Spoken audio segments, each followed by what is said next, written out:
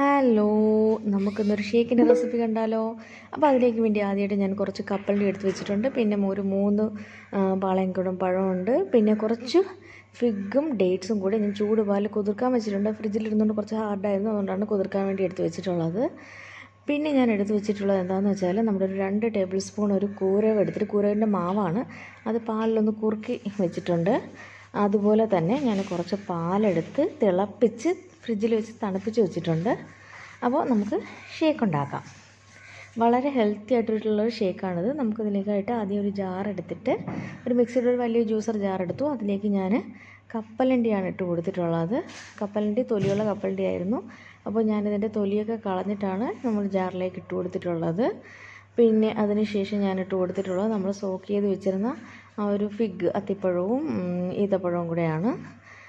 എന്നിട്ട് അതിൻ്റെ പാലും കൂടി ചേർത്ത് അത് നന്നായിട്ട് അടിച്ചെടുത്ത ശേഷം ഞാൻ അതിലേക്ക് നമ്മുടെ പഴം എടുത്ത് വെച്ചിരുന്ന 3 പഴം ആഡ് ചെയ്തിട്ടുണ്ട്. 3 പഴവും പുളിയില്ലാത്ത പഴമാണ്. പാളയംകുടം പഴമാണെങ്കിലും അധികം പുളിയില്ല, നല്ല മധുരമുള്ള പഴമായിരുന്നു.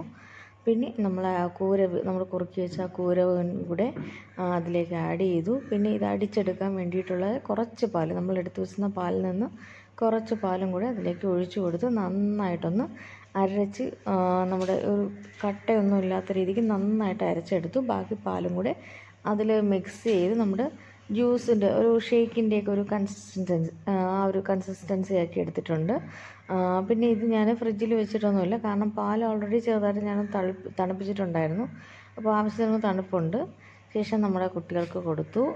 അപ്പോൾ അവരുടെ മുഖം കണ്ടതിൽ നിന്ന് എനിക്ക് അവർക്ക് നന്നായിട്ട് ഇഷ്ടപ്പെടുന്നതാണ് മനസ്സിലായത്. അപ്പോൾ നിങ്ങളും ഈ ഒരു റെസിപ്പി ട്രൈ ചെയ്ത് നോക്കുക. അപ്പോൾ വീട്ടിലും എല്ലാവർക്കും ഇഷ്ടപ്പെടും. ഇതൊരു ഹെൽത്തി ആയിട്ടുള്ള ഒരു റെസിപ്പിയാണ്. ഹെൽത്തി ആയിട്ടുള്ള ഇൻഗ്രീഡിയൻസ് മാത്രമേ നമ്മൾ ആഡ് ചെയ്തിട്ടുള്ളൂ. അപ്പോൾ എല്ലാവരും ഉണ്ടാക്കി നോക്കിയിട്ട് ഫീഡ്ബാക്ക് അറിയിക്കുക. അപ്പോൾ അടുത്ത വീഡിയോയിൽ കാണാൻ. ടാറ്റാ, ബൈ.